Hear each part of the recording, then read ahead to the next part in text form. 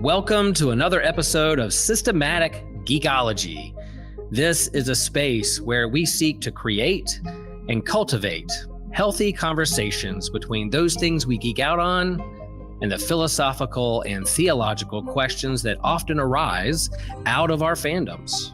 Like, what does it mean to be human? What makes a hero? What makes a villain? How do the stories and narratives we geek out on shape how we live in the world? We are your priest to the geeks.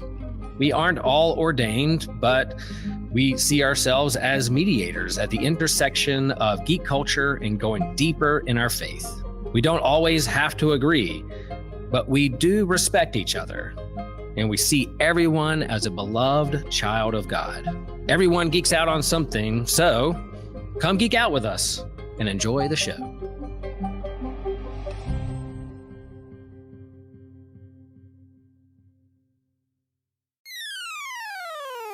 You're listening to an Anazao Ministries podcast.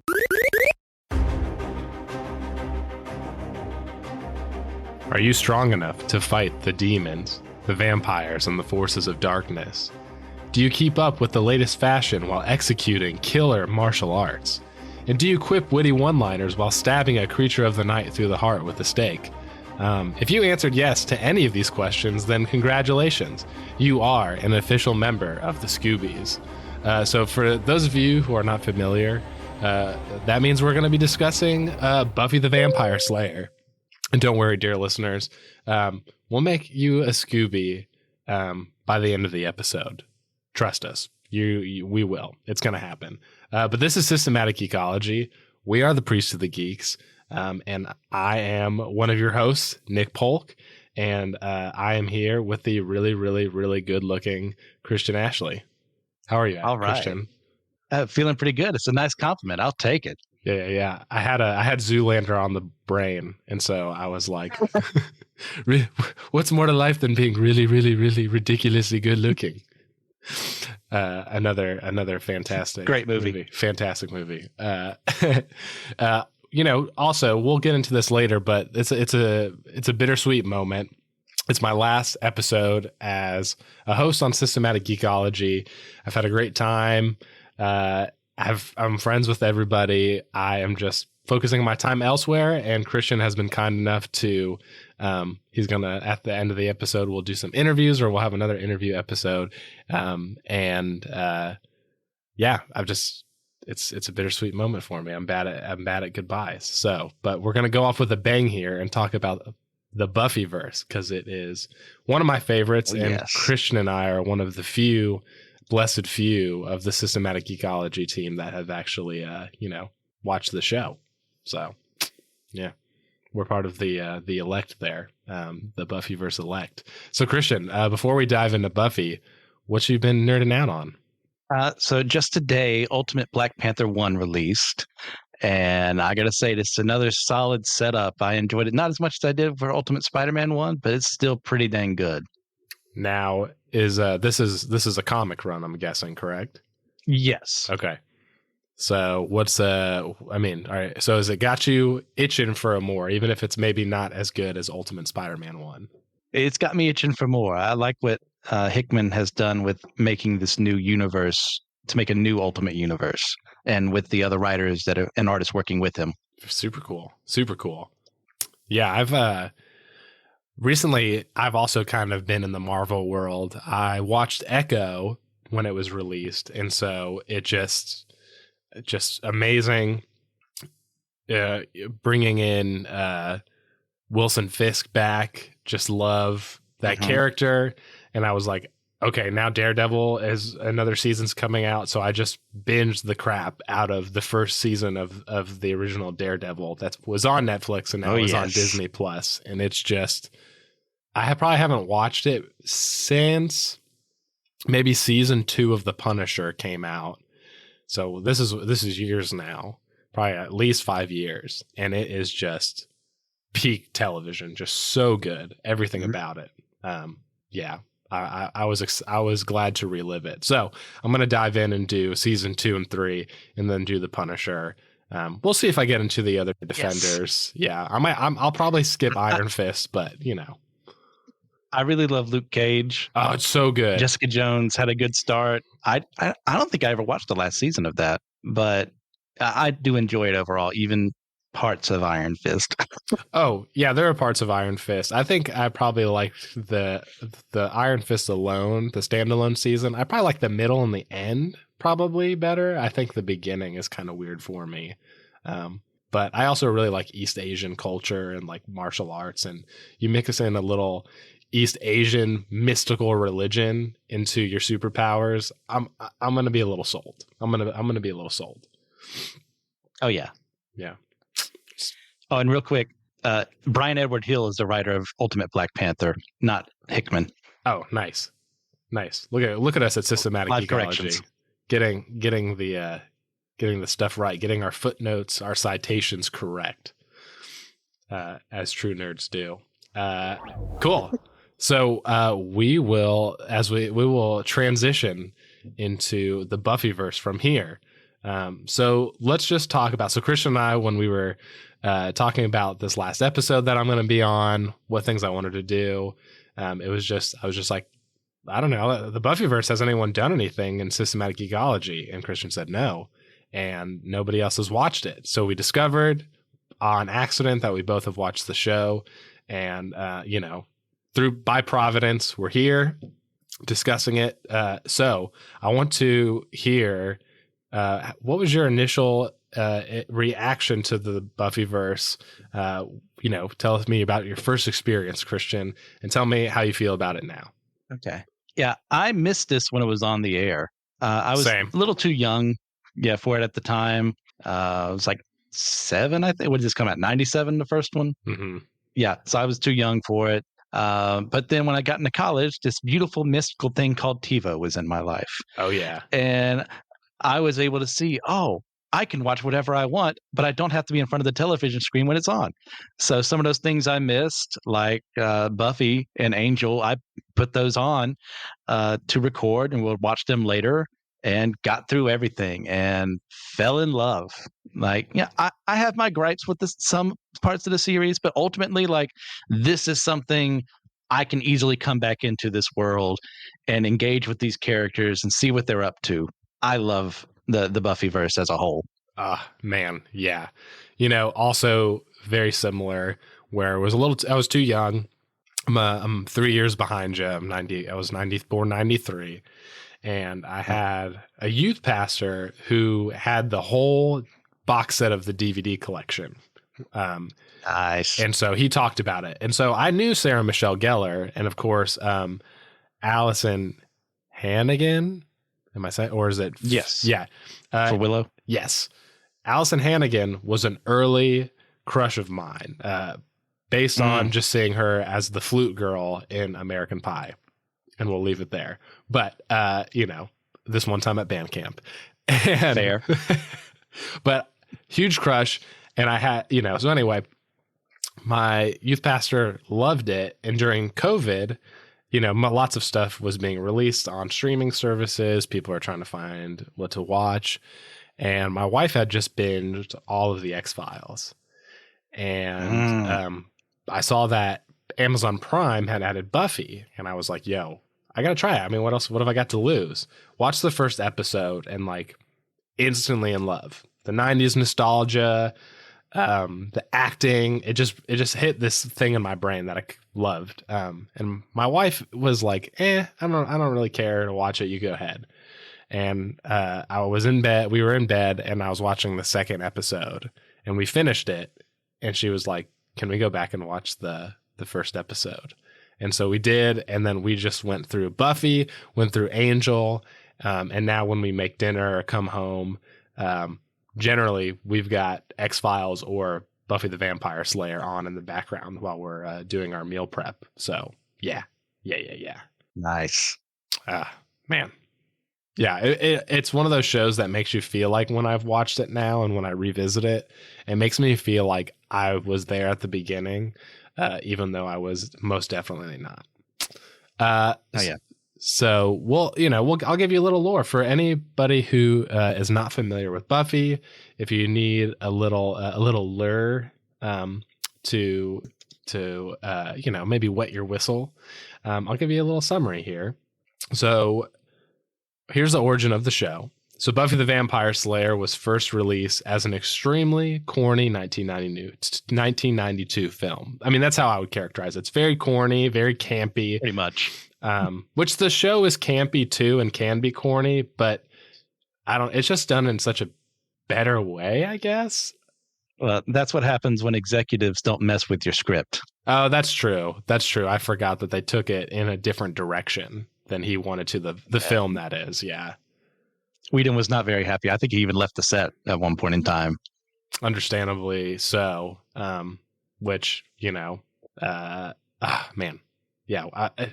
I'm just glad that it turned out better, folks, because the movie did not. Yes. It did relatively well. So I'll get there. But so although the movie was super corny, it went in a different direction, not great. It had a crazy cast for the time. I mean, you got Donald Sutherland, you got Christy Swanson, Hilary Swank, David Arquette, Paul Rubens, a couple more. Like early on in a lot of these folks' careers started with this movie, or obviously not Donald Sutherland, but other people. And it's just crazy. And it was moderately successful at the box office, but it was not. It was received with mixed reviews, and it was not remembered well. But the WB picked up the rights in 1997 to create a show, and Joss Whedon had, I think, most control. Had a big team of writers. Was able to just move forward and make it to what we know and love today. So, Christian, after I gave you all of this information that you already know, and listeners, hopefully that was helpful. What does this say about questionably mediocre works of art and second chances, or adaptations or revisions? Like, what do you think? There's hope. I mean, the first movie, the only movie really, is fine. I mean, it's not something I'm going to be like, yes, I'm going to put this into DVDs and I'm going to watch it again.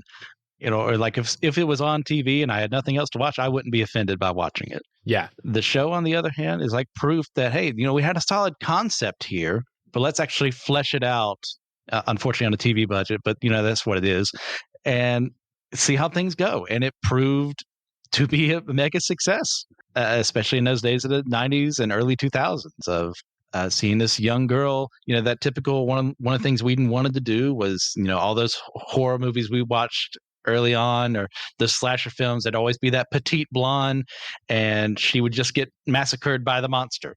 Well, they took the idea, what if I just reversed that and have her be the one the monster is afraid of? And it makes sense within the series. That doesn't make a lot of sense in real life, but through magical shenanigans, we can have that work here. Oh yeah. I watched that movie for the first time with my sister. My younger sister's a huge horror nerd, and when I was watching Buffy, I texted my sister and I was like, "Hey, have you watched this show?" And she was like, "Where have you been?" I watched this show 10 years ago, and I was like, "All right, fine." And so I went home and she had the movie. So I went home for Christmas, watched it, enjoyed it for what it was glad that I was kind of in that level of fandom where I'm like, I see the origins, I'm seeing the cast, I nerd out a little bit, and then trace the story back to the show and its success. But I'm kind of right there with you. I especially with over the years how many writers and actors say how just tough Hollywood is, and just how it's so difficult to get any sort of creative control or trust to do anything risky. And it usually comes at the cost of something really meaningful and would actually have made studios more money anyway. But it's cool that any industry, but creative, I feel like comes down to relationships. and people who have relationships with people and know their worth and know the stories, and take a risk on people who love what they're doing and know what they're doing. I think of Peter Jackson with The Lord of the Rings. He went to a bunch of studios. They were kind of like, man, too much money. Make this one movie, 2 movies. And the guy from Wingnut or New Line Cinema, I can't remember which guy it was, but I guess the latter. The latter. Okay. And he ended up meeting with like the CEO or one of those guys, one of the head honchos. And the guy was like, well, you seem pretty passionate about it. Here's more money for 3 movies, and he trusted him. And now it's over $1 billion enterprise that's still going on. So yes. I think I'll make some other Lord of the Rings, connections between that and Buffy. But yeah. It's one of my absolute favorite things about the show, in particular, is the 90s and early 2000s nostalgia that I hinted at earlier. Obviously, when it was released, it was current and not nostalgic, but nonetheless.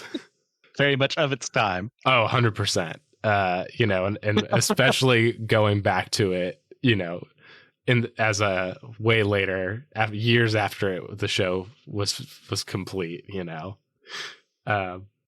so many young actors, technology and fashions that we grew up with, that we were familiar with, even if we were watching kids movies like Big Fat Liar and Snow Day and Nickelodeon originals like that. I don't know if you were you a Nickelodeon guy or Disney guy? I wasn't a Nickelodeon kid, but I did see those movies. Okay. Just through the ether, other kids like, hey, we got to watch this together. So, yeah, sure. I'm along for the ride. Okay. I think about Disney. I was a big Hilary Duff fan, and I had Casper Meets Wendy, which was a Disney kid original, and Agent Cody Banks. Sorry, I'm going on. I'm.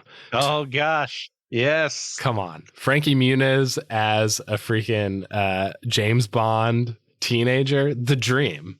It's perfectly ridiculous, and I love it. Yeah. And all the technology, all the fashion is there, all that stuff, and even that sort of cheese is kind of present in the Buffyverse.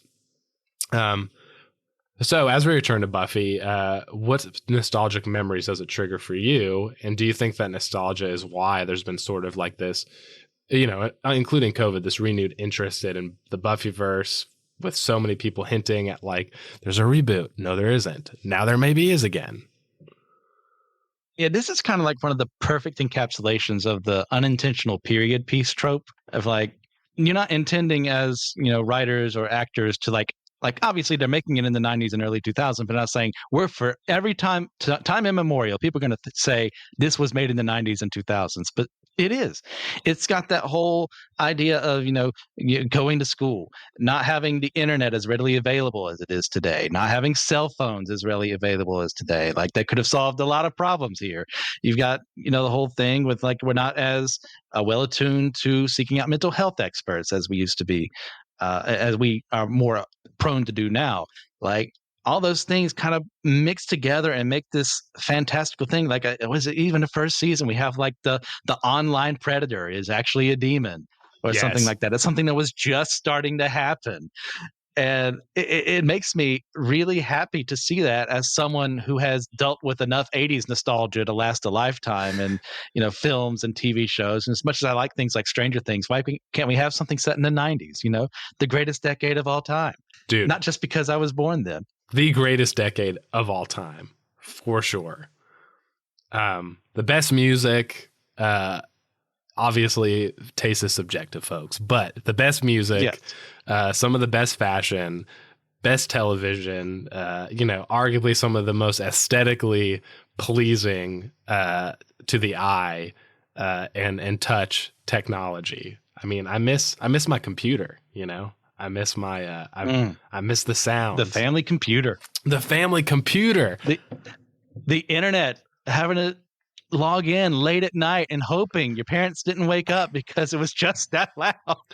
Gosh, yeah, you turned on the machine and this get off the internet. I need to make a call. So accurate.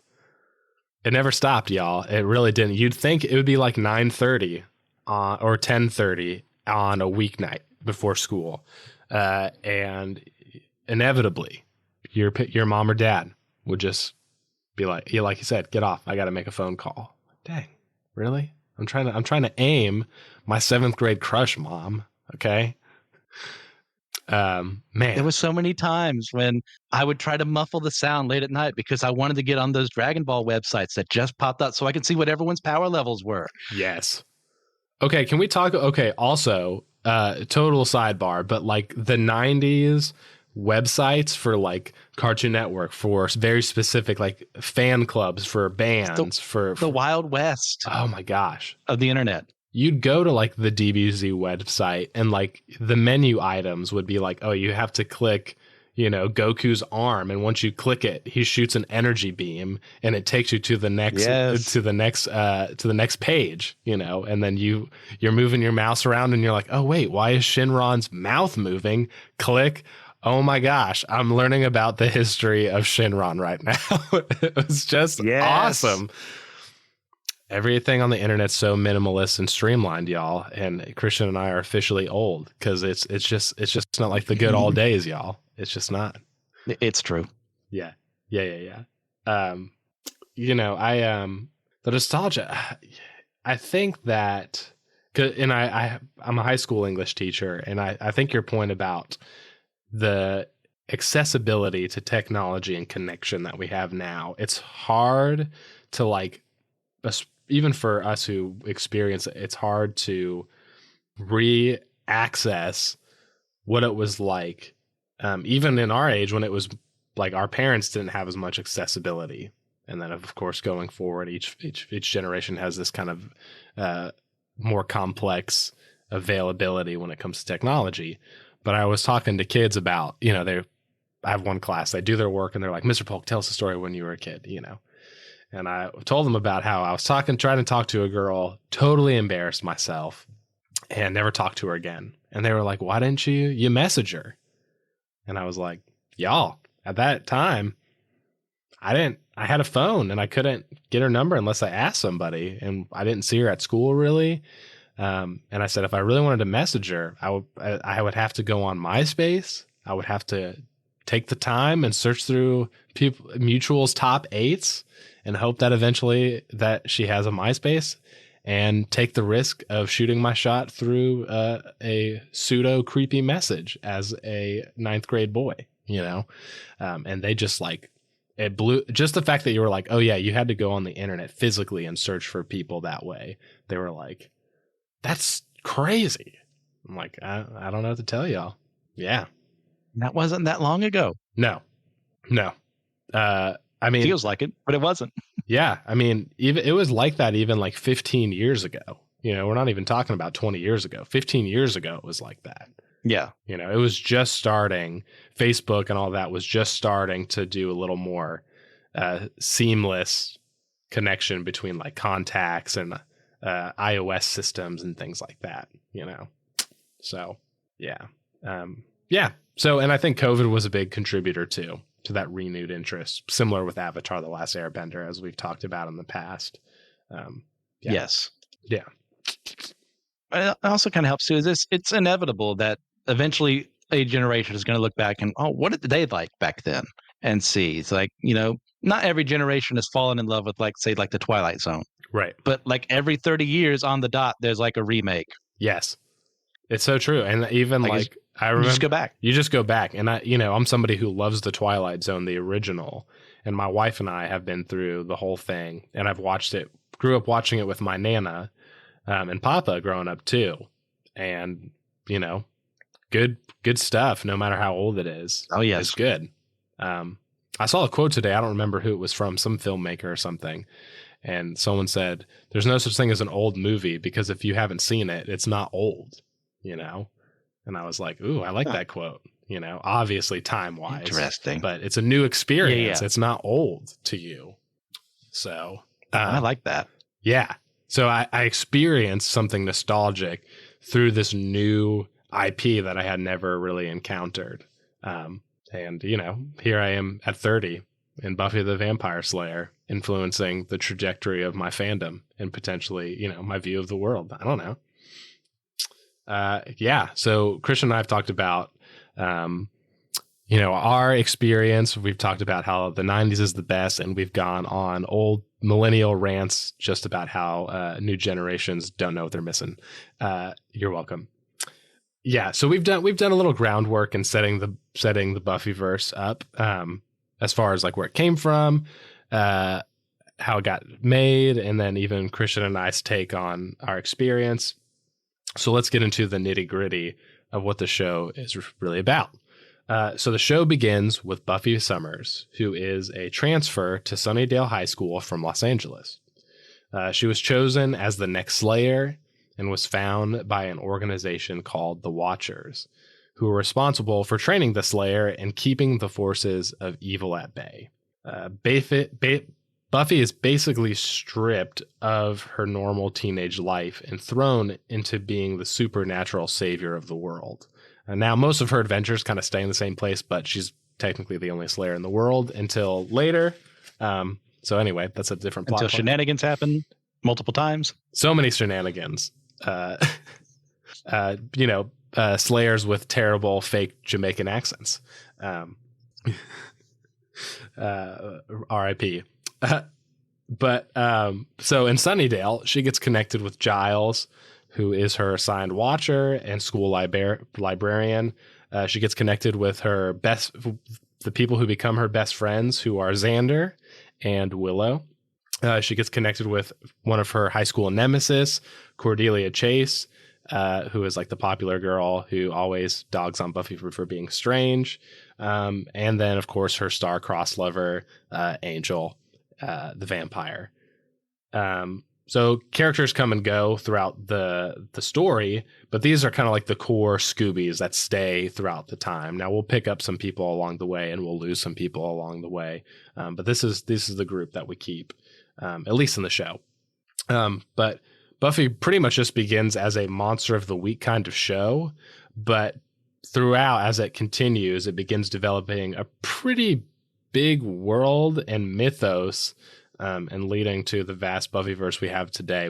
We won't talk about. There's also seasons after the show ends that Joss Whedon wrote through comic form afterwards. So there's actually, I think, 12 seasons of Buffy, or is it 13? Do you know off the top of your head? As far as the comics are concerned, yeah. Like the last one I read was 8, and the last like plot line I was aware of was like in 10. So I think it's 12. I have no clue. Yeah, I think it's 12. So if you're interested in that, listeners, your local library will probably have it either physically or digitally. Yeah. So I would encourage you to do that.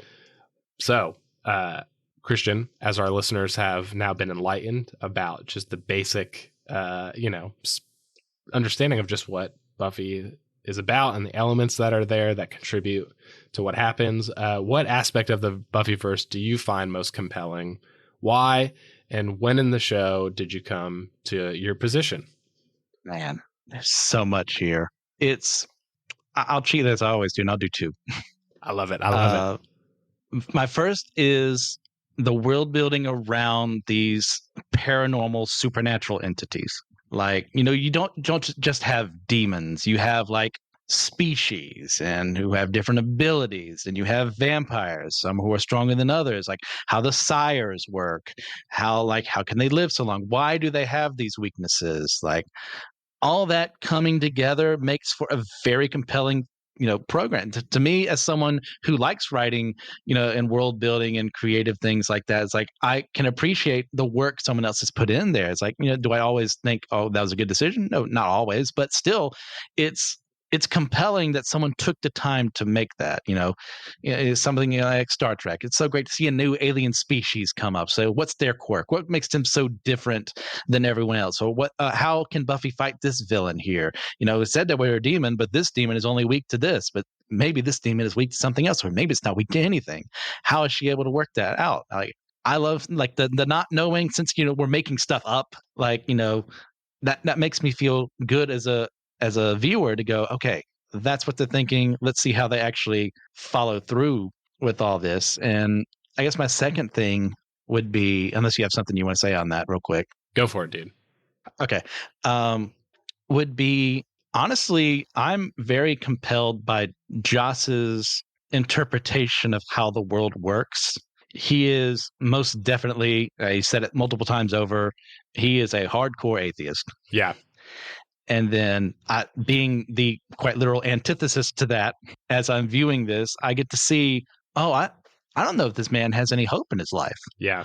I don't know, if not to say that Buffy is a downer series, Angel is a downer series. Angel did kind of end on a cliffhanger, but that's not Angel's fault that the network decided to get rid of it. But there's this hopelessness in Whedon's mind that brings up things like, Xander leaving Anya at the altar, which is one of the dumbest things that ever happened. So stupid. I despise it with every fiber of my being. Or, side characters getting killed because the world doesn't have any meaning except what we kind of bring to the table. But also at that same time, we see there is still a hope for the characters. There's always a chance to fight another day. Yeah. I mean, like Angel season 5, that's kind of like the main message. It's like, yeah, we're outnumbered. Yeah, we may have temporarily allied with our enemies for a bit, but we're still going to fight the good fight. That is compelling to me as someone who is, we're both in Christianity here. Yes. We are told to fight the good fight. We're told to keep running the race. We don't get to just stand by the sidelines and say, well, the world is full of sin and God's judgment will come eventually, and then we just twiddle our fingers. No, we're supposed to resist that. Amen to that, dude. I just love to, because I wanted to get your perspective, and I'm glad you did, because I know you're a writer yourself, and so to get as you kind of analyze just what they're doing and how they're trying to along with the world building as they're doing this episode by episode, the world building, we get to like experience the rules of the universe and these new things through the characters, right? And they do it really well. And there's so many different aspects of the show where they bring in different elements and tropes that are executed well for the most part. Even there's mystery box that shows up here and there, and the payoff is usually pretty good in each season. There's some things we could debate there, and then even what you're talking about with there's hopelessness with Joss Whedon being like an atheist, and he's very much, I think, articulated like being kind of like an existentialist nihilist to a certain degree as well. And so, but that's probably my favorite thing, is that seeing that, because I learned that pretty early on about him, is that there's still this strong sense of like morality in the show, which is just very interesting. And I think even Joss Whedon himself at the time, obviously there's been some scandal and things that Joss Whedon has been, issued of, and that stuff is very problematic and get that crap out of here. But when it comes to like in the show, he resists things like, he addresses racism, sexism. He talks about, which we'll get into this way later, but I'm actually getting ahead of myself. But also that I think my favorite thing, I'll go to this. So a Tolkien connection is that, so there's if you're interested, listeners, there's a free open access Tolkien journal called the Journal of Tolkien Research. And they actually did a special issue about Joss Whedon and the works of Joss Whedon. And somebody actually takes Tolkien's morals and his world building and his literary theories, that's basically rooted in kind of classical Christianity, based in morals and how Christ basically calls us to express ourselves in Christ's likeness. And he says we do that through making really good art and resisting evil and doing good things. And we see that throughout Lord of the Rings, if you're familiar with that. And Joss Whedon does something similar. And someone actually wrote a paper comparing, basically they have the same, Joss Whedon and Tolkien's characters, as you pointed out, have the same motivation to fight the good fight, even when it seems like there's no way you can win. And it's just so interesting that Tolkien, who is just this devoted Catholic, very traditional Christian, and then Joss Whedon, this very secular, existentialist, nihilist, atheist, and they come to like the same, at least conclusion about how we are to act towards evil and our responsibility as people, which is just so fascinating. And I don't remember. I don't remember which episode it is, but or what season it was. But I feel like it was pretty early on where I was like, oh yeah, this show. Like I saw Tolkien all over that show. You know what I mean? So Kind of that thing. Have you ever watched Seven? the movie? Oh yeah. Yeah. It's what's it, Morgan Freeman's character who kind of brings up the Ernest Hemingway quote of, the world is a fine place and worth fighting for. And he agrees with the second part. I kind of think that's where Joss is. Yeah. He doesn't think the world is a fine place, but there's something worth fighting for there. Yeah.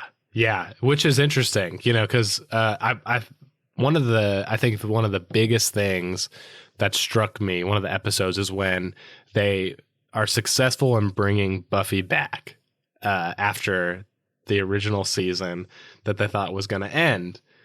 And so spoiler alert, listeners, if you haven't watched the show and you're like, I got to get into this, just get off and skip this part and come back. But when Buffy dies in season 5, surprise, surprise, and she's revived in the next season, and she is just depressed, and they think it's I don't even remember what they think, what is depressing her. Maybe the state of how things are or something like that. It's been so long since I watched it. But go ahead and give the real reason. Yeah, and so they think they saved her from hell, okay, because they just assume everyone goes there, you know what I mean? Because heaven and hell actually does exist in the Joss Whedon Buffyverse, which is very interesting. Mm-hmm. Yes. And Buffy ends up talking with Spike, who is one of the villains and who becomes a sort of part of the Scoobies at some point too. And she reveals that she was actually in what she believed to be heaven, where she experienced pure love, embrace, bliss, everything. And she gets revived and gets brought back to Earth. And she basically says, this is truly hell. And like you said, you get that worldview, which is the world's hell, but we still got to fight, as opposed to the Christian view, which is the world is good. We need to fight the good fight to help bring about the kingdom of God. And then also say, God, please, your kingdom come, your will be done on earth as it is in heaven, that sort of thing. Yeah, I'm kind of interested on your take on that, because that's one of the things I don't like about the 6th season, which has many issues, that being one of them. It's like, you come from a universalist side of things. You said you're more softer on that aspect. And as opposed to me, it's like, I have seen no evidence in Buffy's life of any fruit. I don't think at any point in time she actually had a statement of faith to Jesus, prayed the prayer, whatever. How do you feel about that? Yeah, it's handled. Yeah, it's interesting for me in my universalism. And I'm a pluralist too. So it's weird because I'm a universalist, but I'm like I believe that there is consequences for our actions post this life. But I think that there is a chance for God's grace to happen and be available after death. And so we can respond to God's grace after death in whatever capacity we can, whatever time looks like, whatever. And I think that people who experience heaven, union with God, whatever, is people who align themselves with God's aims for the world. So what that looks like. So as a Christian, I'm somebody who says that I think Jesus is basically the superior revelation of God, but there are people like Muslims and Hindus and Buddhists that I see as doing work that is very similar to what Christians are doing, even if it's not motivated by the same factors. And seeing that work blending with like the universal desire to bring about the well-being of the world in this life and the next is something where I see Buffy doing that. I see Buffy kind of doing that, even if she's not a person of faith. I don't think we know that, but I would assume not. And anyway, that's where I think. Okay. Yeah. It's just always like, because the first time I remember encountering this was in the last battle for Narnia, when you have that one Calorman soldier that ends up in Narnia Heaven. And they're like, how the heck did he end up in here? He wasn't worshiping Aslan. And he had the whole point is that every time you were worshiping Tash and you were doing these good things, you were actually worshiping me. You just didn't know my name or something to that effect. Right. And that's always compelled me, because I don't agree with that. But like, as an idea, like, well, if I'm wrong, I really hope that's a thing. You know, yeah. No, it's cool. It doesn't bring me joy that, like, in my point of view, there aren't going to be that many people who end up there. Yeah. Like, there's nothing like, I'm not happy that that's a thing. That's why I work as best I can to fight that. But that does, if I'm wrong, that is something that does make me feel good. Yeah. Well, and people have brought this up to me too, because the universalist view when it comes to salvation, depending on the rendition, is the more risky one in this life when it comes to evangelism or what have you, where if I'm wrong, that, and I have not done all I can to, spread the gospel, encourage people to make that choice in their lives, there's eternal consequences, right? There's a bigger risk involved. And I would be responsible for that, which is very, very scary. So it is, I think which I think that helps me connect with like the existential dread within Buffy a lot. Cause I think that's also true. There's so much existential dread about choices you make as a responsible human. And really throughout the show, there are no right choices. Every choice, every victory basically brings about a negative consequence in the Buffyverse. Something else it's the Hydra, right? You cut off one head, there's another one, there's 3, there's 4. Yeah. So fun. So freaking fun. This is why Buffy is so good, y'all. So Christian, as far as the show goes, what is your favorite season and why? What characters, storylines, and themes stuck out to you? And you ask another question where there's too much to answer. I'll split Buffy and Angel. Buffy, my answer is probably season 3. I really love season 3. I love the whole dynamic they have, with Faith showing up to the show, with the mayor as the villain. It's like this affably evil, like he's such a nice guy as he's sacrificing people to become like this great ultra demon kind of thing. And as he explores the world further, I love that immensely. Angel, I would probably say season 2. Angel's the one I've rewatched the least. So my memory isn't as good, but I do love the exploration more we get of Lauren's character, of going to Pylea and seeing how his demon groups are a bunch of sticks in the mud, and he just wants to sing. He just wants to be that guy, to bring people happiness. I love Lauren so much. He's probably my favorite character in Angel. But as far as favorite characters for Buffy, that's going to be a hard one because there's just so many. Yeah, you have 7 seasons. There's a lot there. I love Anya. I love Xander. I love Riley. My hot take is I prefer Riley as Buffy's love interest, and I think they did him dirty in season 5. Dude, they did him so dirty. Because they knew he was a good fit for him. That is my conspiracy theory. Yes. That they knew he was too good of a love interest. He was actually going to be good for her, that they had to reintroduce Angel and Spike, who I do like as love interest, but also temporary love interest for her. Like, who else? Like, I love Willow. I love Giles.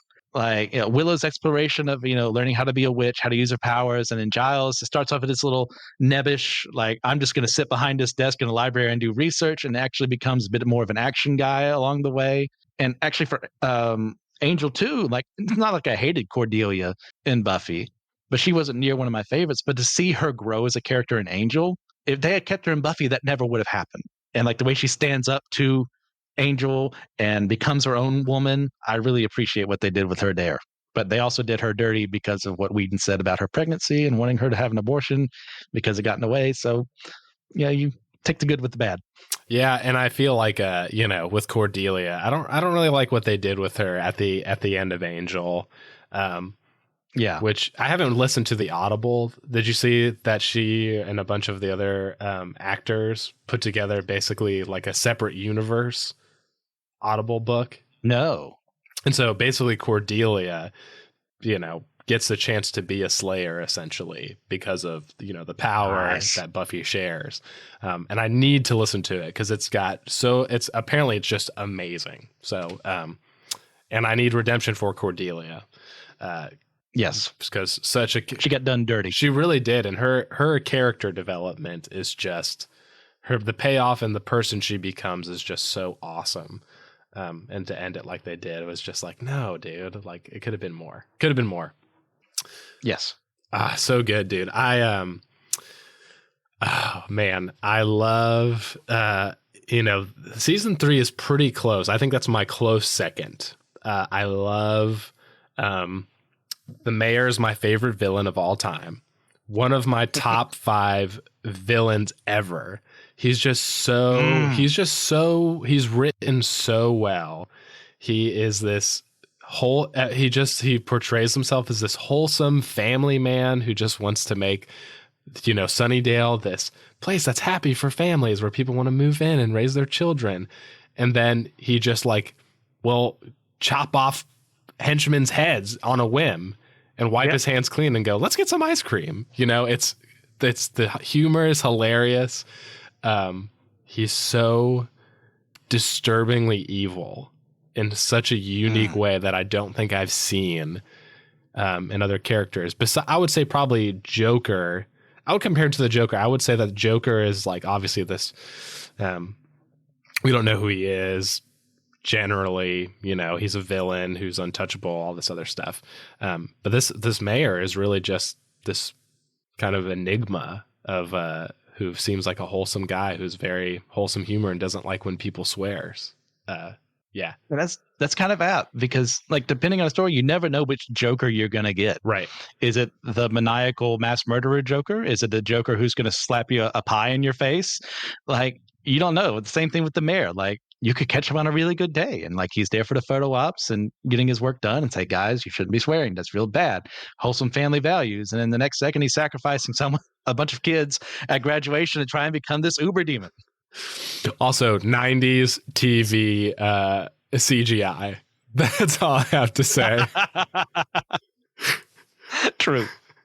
I think that episode, I will say probably my favorite episodes are probably Graduations Part 1 and 2. I love those episodes. They wrap that season up so well. And now I'm talking about season 3 like it's my favorite. And totally take it. But just the way that it also connects with when they're like, we did it, guys. And they're like, yeah, we did. And we defeated him. And he's like, no, we survived high school. So relatable. So good. Yes. And now, because I've been in season 3, the season that Willow goes dark is my favorite season. And I think that's season... Really? Yeah, I think that's season 6, right? Yes. Yeah. I just love the exploration. Willow is one of my favorite characters. I love her development too, where she's kind of just a sidekick along with Xander, kind of.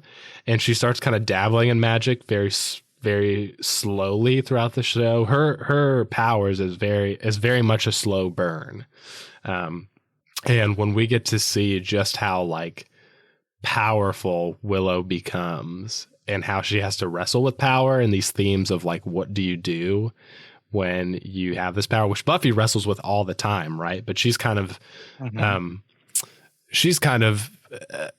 always written as this morally upright character who always does the right thing, even if she doesn't make the right choice. And she shares power.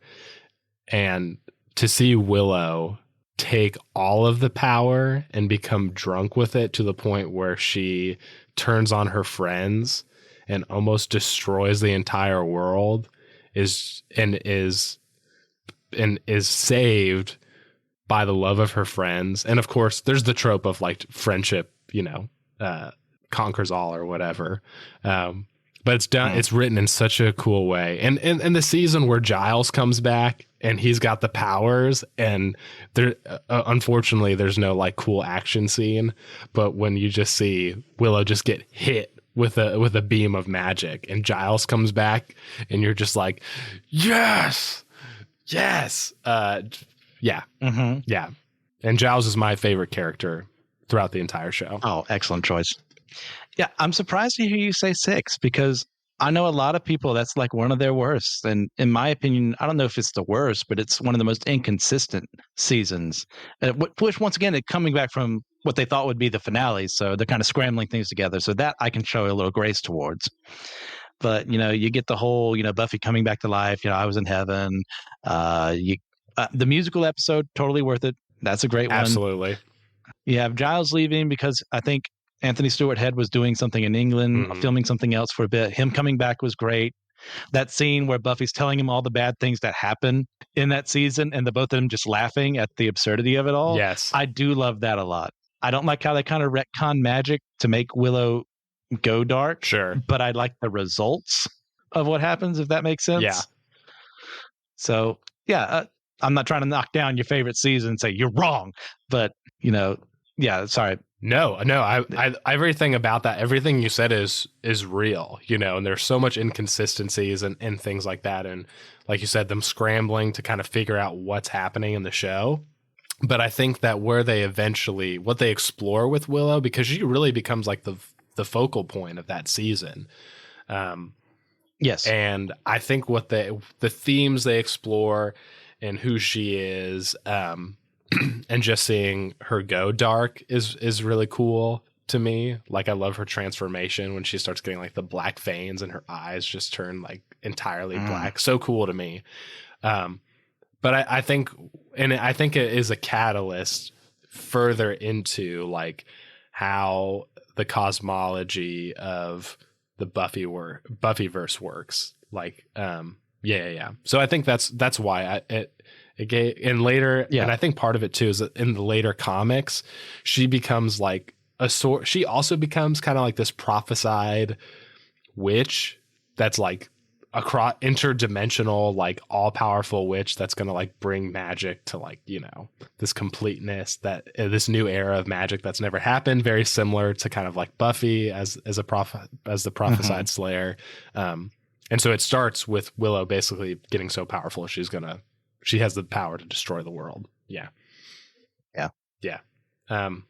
Before I move on to the next thing, I'll just say, Giles being my favorite character.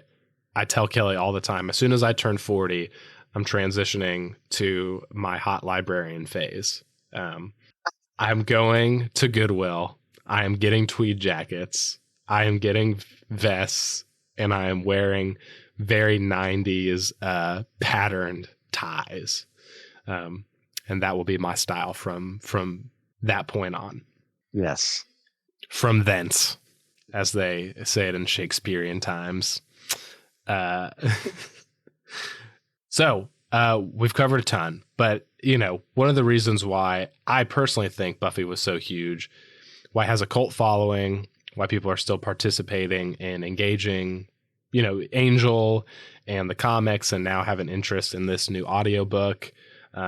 It just covers such a wide range of topics and issues. Like, legitimately, the show handles things like theology, economics, class issues, coming of age, loss of a parent, breakups, cosmology, the nature of good and evil, gender issues, and the list just goes on and on and on with the show. And being a Tolkien guy, as I have said multiple times already, there are so many connections to be made with the Buffyverse, and how it addresses these issues within the fabric of its storytelling. One in particular is that neither world brings up God. Okay, Tolkien's world doesn't either. But both constantly deal with issues of morality, how the normal people, along with super people, are to respond to the big bad evils, along with the mundane, everyday evils we face. So Middle-earth, along with the Hellmouth, promotes a responsible way for those within the show, and maybe us, to resist these evils to make the world a little better. So we may not even see the fruits of our resistance, but we can make the world a better place for those ahead of us. We've kind of touched on this already, but I mean, tell me, like, what are some more thoughts on that? And do you think that's apt what I said? What big theme does the show deal with that if it's not that, what's one of the themes that you're like, oh yeah, this gets me every time? it's one of those things that, like you said, we have touched on this before, but it's so important for the world that they resist, because all it takes is for them to stop. I mean, we get to that one episode, I think it's season 3, where Buffy ends up in the universe where she never came, to Sunnydale. Willow and Xander are vampires. Like, there's Cordelia that makes the wish. That's what it is. And you see, oh, what she did mattered. This whole town would have been under the thrall of the Master and his minions if she had never shown up there. Yes. We get to Angel, and we get to the point, like, are we still the good guys if we're working for Wolfram and Hart? Yeah. Like, are we doing good? Have we sold out to allow this happen? In that really funny scene where Angel, like, high fives the guy who looks like the literal devil, Yes. and then, says we're the good guys or something like that. It's like, but no, they are the good guys. Maybe they compromised a little bit, but a part of that was them realizing, okay, we wanted to use this organization that is always geared towards evil so we could get it towards good, but they were manipulating us the whole time. Well, that doesn't have to define us. Our last scene in the Buffyverse on live action is them fighting back against a literal hell dimension brought to Los Angeles as a dragon is about to attack them. Like, you can't get more, metal than that for that theme of we are fighting, we are resisting, no matter the cost. Yes.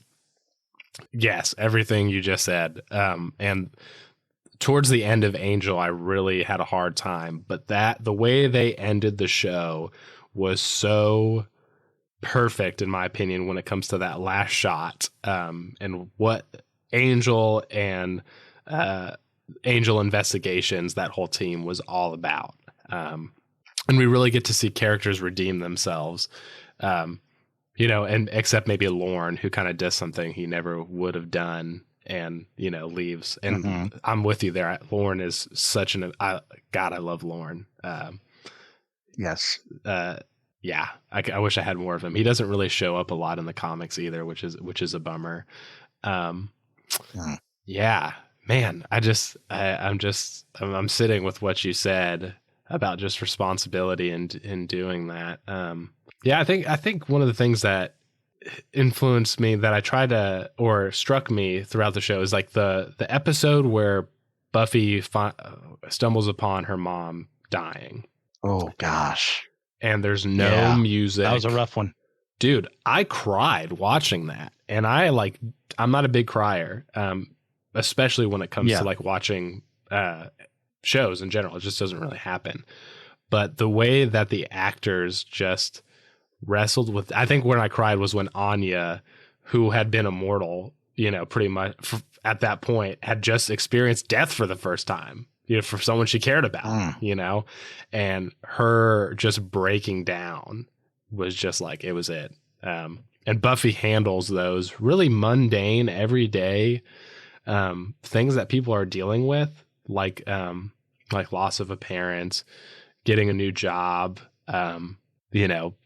future, college careers not working out the way you thought it would, just all that stuff. And I think those little things I try to sit with more, because we've talked about, you and I feel like me and you are like into we love theology. We love getting super nerdy. Like there's an episode where, the beer episode in Buffy where college students bring up Thomas Aquinas, and you're like, what is Thomas Aquinas doing here? This is so random. And someone's like, leave the theology in the classroom. I'm like, this is awesome. This is so awesome. And the guy who says it is the guy who is, I can't remember his name, but he plays Harold and Kumar, which is just the best. Yes. No, you're spot on there. And there's so many other things. It's like identity, like that classic question everyone has to ask in their lives. Who am I? Yes. Comes across all these characters. Maybe they never say that phrase out loud, but it's like, Buffy is the Slayer. I have all this identity in who I am. Well, I just dropped out of college. I have no life skills here. Like, how am I supposed to be in this world eventually, when her mother dies and she's taking care of Dawn, who is still a teenager, who didn't exist until she does, and you have Willow. Like, who am I as this person? Am I still the person I was season 1? Have I moved on? Is this magic my new thing? Like, who do I love now? Is it Oz? Is it Tara? Like, moving on from that. You got Xander's, like as many. Apparently, other people don't like this episode as much as me, but the Zeppo, where he has that whole adventure while they're fighting some interdimensional attack from the other side of the Hellmouth or something, and he's stopping this thing on his own. It's like, hey, I don't have to be like them. I'm me. I bring something to the team. I'm not the one. I'm not the Slayer. I'm not the strategist. I'm Xander, and I'm cool with that. And then, of course, Angel identity, huge thing there. How long has he been on this earth? Like, what does it mean to have a soul? What does it mean to not have a soul? I love how they explore that. I don't always agree with their, ending points, but like, I like that they wrestled with that idea. Yes. Oh man, that Xander episode is so good because I'm with you, especially just how like, oh, the team's like, yep, just stopped another apocalypse, just so just so nonchalantly, and like you said, Xander's like, I just conquered my little area of my life, and I'm accepting myself. It's so excellent. Yes, there's complex things with Xander, but I think that there are things that are really cool that I think young men could do well to watch Xander's growth as an adolescent to a young adult. There's like I said, besides him being kind of a perv sometimes, most of the time, him growing up is really, really reassuring and helpful to wrestle with those things, in my opinion. The Xander of episode 1, he's like enamored with Buffy, hitting on her because that's what he thinks guys should do, versus the one he becomes along the way. There's a huge difference. Like, you see that growth as time goes on. You're like, yes, you've got it. You're understanding some things here, man. I love it. Yeah. Well, and you've read season 8, so you see him basically become Nick Fury, So he goes pretty much. Yeah, and in the comic they make an explicit reference, and that's the one thing too about Buffy is that they make so many nerd references that are so niche. Where Xander's like flirting with one of the Slayers, and she's like, "Oh, you look like Nick Fury from comic, this issue number blah blah blah," and he's like, "Actually, it's on the right side, and the issue you're thinking of is actually XYZ." It's so good. Well, you even got two, like Will appreciate this one. When Whedon was writing Astonishing X-Men, Scott, Cyclops, last name is Summers, mentions he has a cousin who lives in California. No. The, idea being that it's Buffy. That's crazy. I had no idea. Yeah. It's wild. There's which we could probably get into the amount of references and nerdy layers that it gets into, but we just put Buffy the Buffyverse through the ringer this episode, and it's been way too much fun. But before we wrap up, Christian, is there anything you want to discuss? Well, you answered what I was going to ask. Like, who do you prefer Buffy to have ended up with? I mean, because I'm on Team Riley. It's so tough. Because Angel, like, I don't approve of how they ended up in a relationship very early on, with the age difference being as huge as it was. As adults, I'm not as much caring about that. Season 8, that it worked really well enough as a couple. If you're not going to put Riley in the picture, Spike, I like that he did pursue the idea of getting his soul back because of his love for her. That's a really cool concept. Can there be good inside a person who doesn't have a soul? I like that, to want to seek to have a soul. But I'm Riley all the way. Yeah. I like it. I think Riley is the wholesome choice, the healthy choice. And I think we've kind of talked about when it comes to media, like in my own life, my wife is very wholesome. Like, I was a freaking doo-doo head growing up. My wife was valedictorian, became an accountant. Like, she did not do things she really wasn't supposed to generally, and was very good for my well-being and my soul. God placed her in my life, and it's been for the better. But with that said, when it comes to watching shows, I love the chaos. I love terrible relationships that are just toxic and dangerous, because I think it's very hot. It's one of those things. So Buffy and Spike are my ideal ship. And part of it is because Angel and Buffy down with Angel and Buffy. Absolutely terrible. It basically gives me Edward and Bella vibes. Very similar. You're 200 years old. You're showing up in a high school girl's room. You're falling in love. Yes. It's strange. And then you're and then you're like emotionally distant and you move away and you just take Buffy along for a ride. And obviously they both have things to do.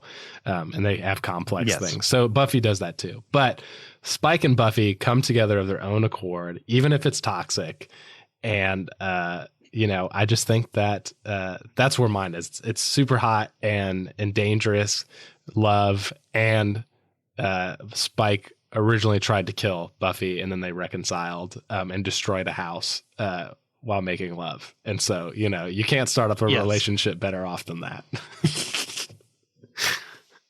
True. That's all I got to say. True. Are you good to transition to the interview? Oh, I'm super good to transition. Okay. So, listeners, much like we did last time, it's like, hey, when a host leaves the show, we want to be better about letting you guys know. And, we haven't always been perfect about this, but, we make sure there's no bad feelings between anyone here. Like Nick didn't do something behind the scenes and like how we had to let go of you because of that. He's not in any legal trouble. There's no murders being done in his name. He hasn't started a cult. Like, he's got a life. He's got a wife. He's got responsibilities that he has to get done that this takes away from. And this is for fun. Like, we're not making any money off of this. So it's how it goes. And you have people like me who have all the time in the world because I do nothing in my life except watch TV and play video games and work and go to school. Even though I do more, I'm just making fun of me. Like, it's easier for me to do that. So that's where we're at right now. So, Nick, there's a couple of questions. Since, like we mentioned, this is your last episode as a host, but not your last as a guest. I want to make sure that's prevalent. Nick will be back. Yes, indeed. When we call upon him, when we put the Nick signal in the sky, he will return to us. Ooh, yeah.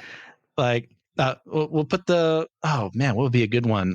What's the light that goodness gracious, Galadriel gives to Sam? Yeah, the light of Elendil. Yes, we'll have that.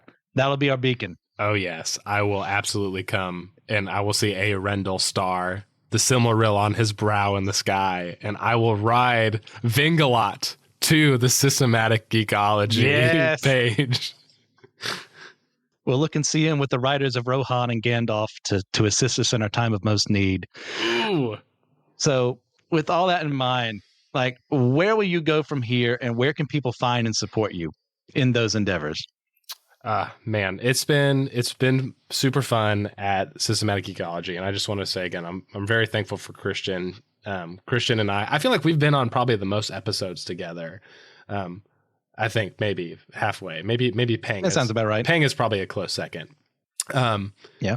Christian and I feel like we just jive really well. And Christian called me and he was like, "Hey, we got to do a send-off episode." And I was just very honored and have loved my time here. Just made some really good friends who will continue to be, I hope, lifelong. And unfortunately, you were saying all these things and I was like, man, maybe I should start a cult. Like, that sounds like a better option than, actually doing things that are responsible. But unfortunately it's more mundane than that, listeners. But appreciate the opportunity too. So I write a substack called Tolkien Pop, and I write on the intersections of Tolkien and pop culture. And I also do some book reviews and kind of do whatever I want on the side. But I try to do something at least, I've said twice a month, but it's really once a month with trying to do twice. But I do everything from just looking at like themes in shows that are similar to references. Like I have an article on like Friends, and when they do Gandalf the party animal, and I do like a whole thing about Gandalf as this kind of transitionary symbol. That's just an example. So I do things like that. And I also am the production editor for the academic journal of the Tolkien Society. And so I'm a Tolkien evangelist. If you love Tolkien, and you want to kind of get connected with other Tolkien nerds and just want to deepen your fandom, there's a digital membership, very cheap. I don't get paid. I'm a volunteer.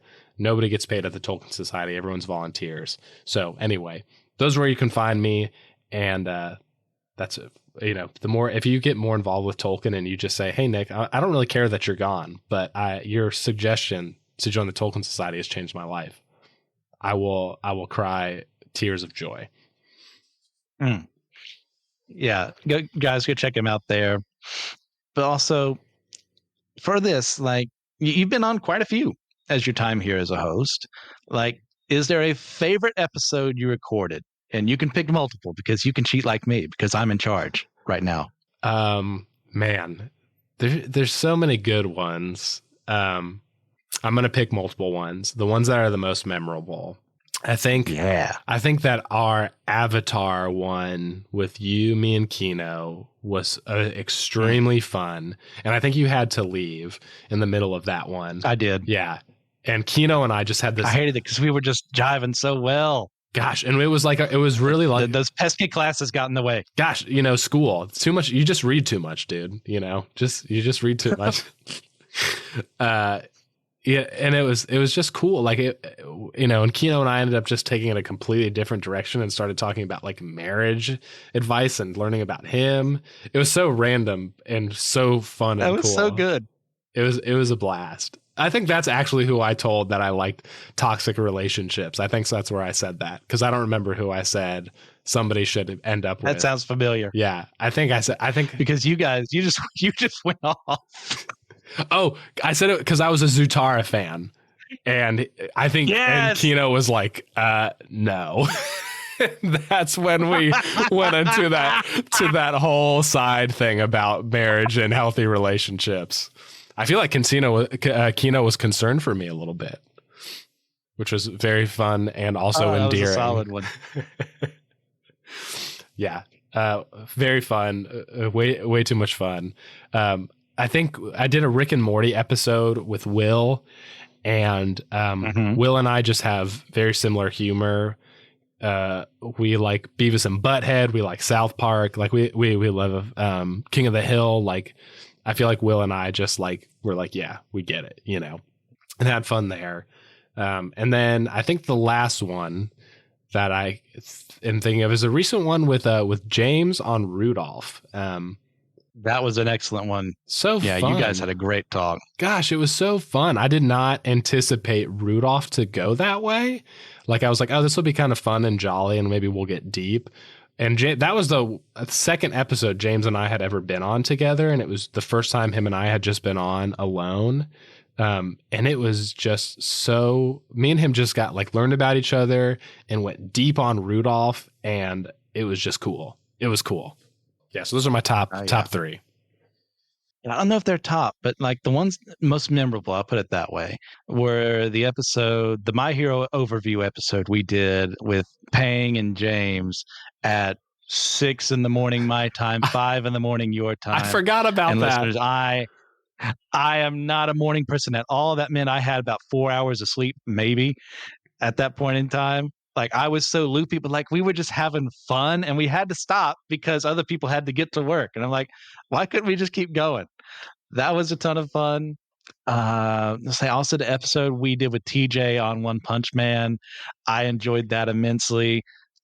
Seeing your perspective versus, TJ and I being, manga and webcomic readers, and you being anime only, and the divide there and how we can geek out of the same thing. We have the secret Gnostic hidden knowledge over here of what actually happens.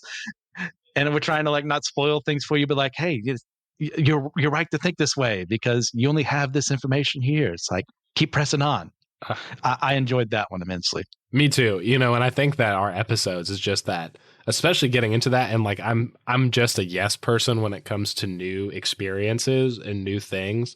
I don't really like reality TV shows, but if I have a close friend who's like, dude, you gotta love, or you gotta watch, I don't know, The Circle on Netflix. I'll be like, you know what? I don't care about that, but I'll watch it for you. And potentially might even be a nerd about it. But as somebody who's anime and we like similar things, and I was like, I don't know about the second season of One Punch Man. And then you were like, you and TJ. And I'm like, now as friends who have that Gnostic secret knowledge, it's on I'm planning on doing a dive into it. So the systematic geekology web of jewels is real.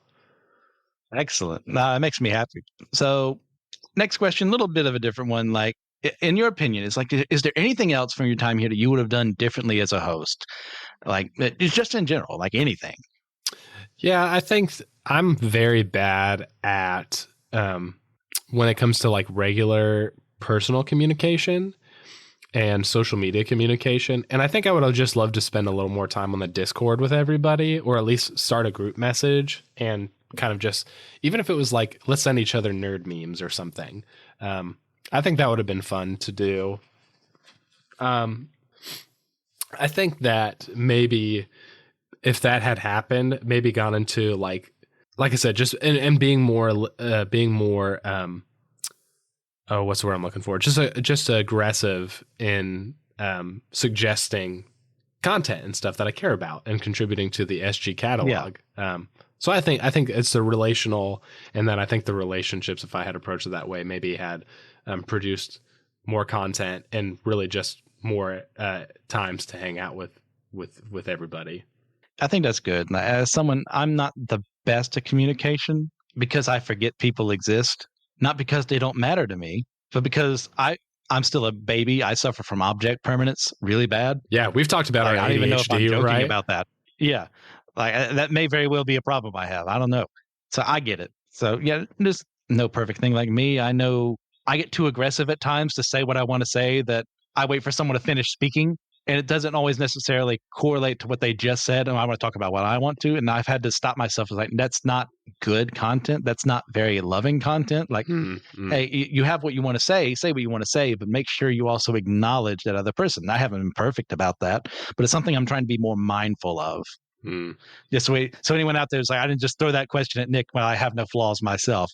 No, this is great. And I think there's plenty of those. I will say too, that maybe because I've never felt that you have dominated and taken away my chance to speak in any episodes we've done. So at least with me, I feel like you are exemplifying, what Christ likeness on the internet looks like. So, all right, 10% success rate. I'll take it.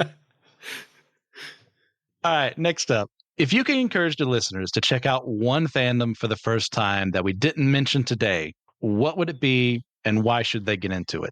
I put a lot of thought into this because there's so many.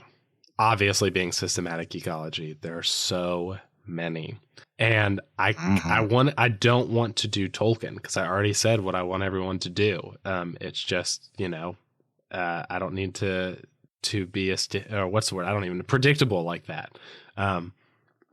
Which I'm fine with predictability, but I feel like there should be more. I think.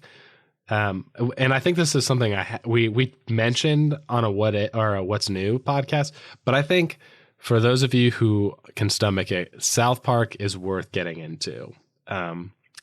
Absolutely. And Christian and I have shared our mutual appreciation for South Park and the way that they approach comedy and making fun of people across all ideological lines.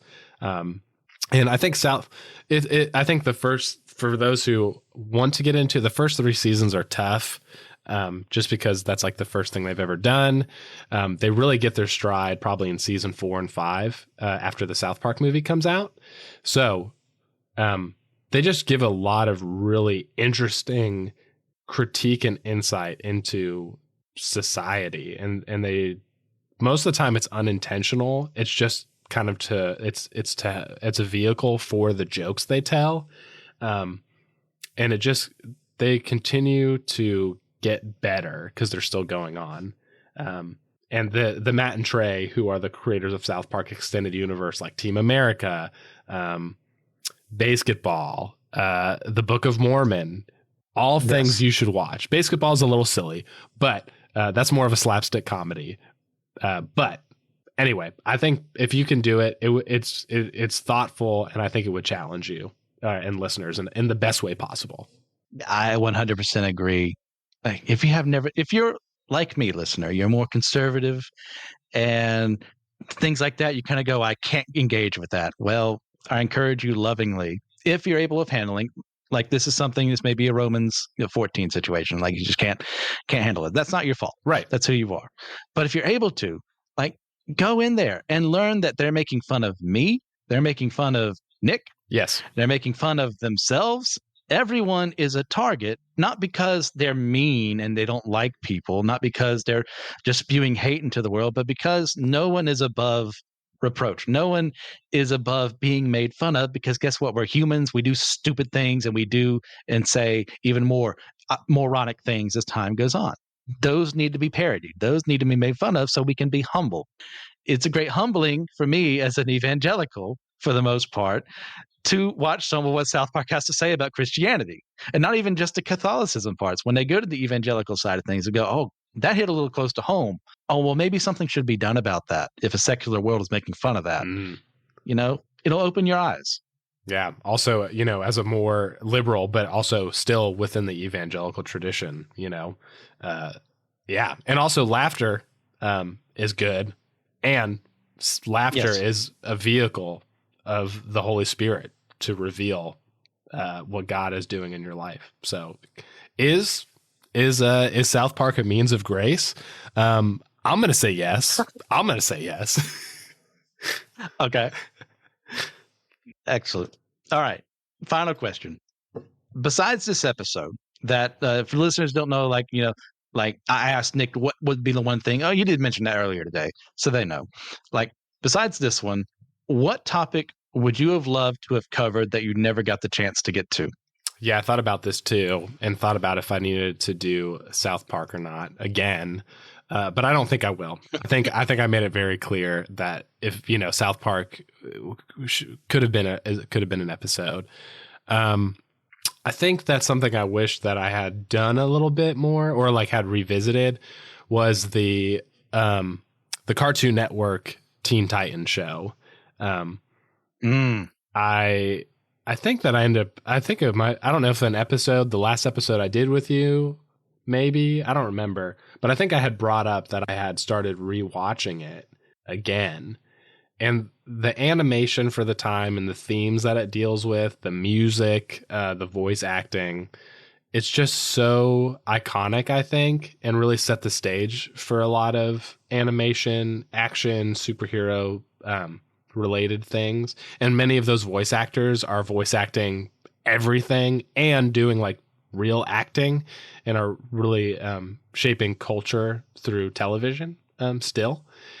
And I would have loved to done a deeper dive on that specific area of Teen Titans, and then maybe even bring in, you know, the original comics and the DC, you know, show, et cetera, the live action. Yeah.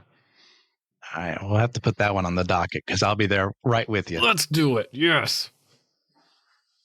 All right. Well, those are all the questions I had, unless there's something you wanted to add before I hand things back to you. No, I just wanted to say thank you to Christian. Thank you, dude. Thanks to Josh. Josh reached out to me, invited me to be a part of the team right after we hung out at Theology Beer Camp in 2022. And just got connected with awesome people, and would just, like I said, whenever the Nick signal happens, you know, I will freaking be here. And I hope to actually, you know, I'd love to feature some people who like to write on Tolkien pop from Systematic Geekology as well. Anyway, so there's that. And I'm gonna miss doing these excuses to just be on the internet for an hour and a half nerding out with you, dude. Oh yeah, I'm gonna miss it too, Nick. But I mean, that's part of life. It's like, not like you're leaving forever, but life goes on. You're still my friend. Any chance we get to have this again, I'm game. Cowboys don't say goodbye; they say see you later. Absolutely. Stole that from Yellowstone. You're welcome, listeners. So. Do you have any recommendations, Christian, before we go? Yeah. If you want a set of novels that are most definitely, as in like undeniably, like influenced by Buffy and Angel, check out the Dresden Files. Oh, I love this series so much. Like, even I have never listened to the audiobooks, but James Marsters, Spike himself, reads them. And it just adds some multiple layers from people I've heard who've actually I've talked to who've actually read those or listened to them with his voice. It's got magic, it's got vampires, it's got romance, it's got intrigue. There's everything in there. Ton of great world building too.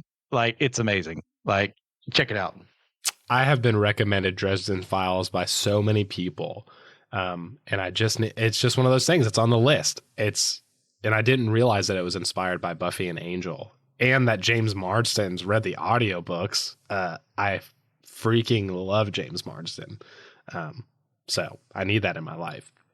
I'm going to recommend a fantasy book that I ended up on my Amazon wish list, and someone bought it for me for Christmas, and I cannot find out for the life of me who recommended me this book.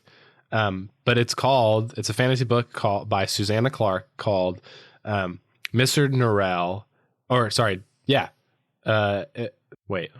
Is it Jonathan Norrell and Mr. Strange or something like that? I've only watched the BBC production, I think. There's a BBC production? What the heck? I think it's BBC. I thought it on Netflix at one point in time. I need it. That makes me so happy. It's Mr. Norrell and Jonathan Strange. Yeah. Very, very fun, very cool fantasy book. It's about 800 pages, so it's a big boy, but explores fantasy. It's very nerdy. There's footnotes. Highly recommend. Yeah. So listeners, as we come to the end here, as somebody who is terrible with goodbyes, but like I said, this is just see you later. If you liked our conversation, if you love Systematic Geekology and you want more, there's not enough for you. Go to Captivate, go to Patreon, give us some support. We would love to hang out with you on the internet, take your money, and give you more content. And, go to YouTube, check out the SG YouTube channel. Christian does a lot of good stuff on there. Connect with us on the interwebs through Systematic Geekology. We would just love to nerd out with you online. And you can also suggest future episode topics. So there's that. Be a part of creating the meaning. Remember, we are all a chosen people, a geekdom of priests. Smooches, listeners.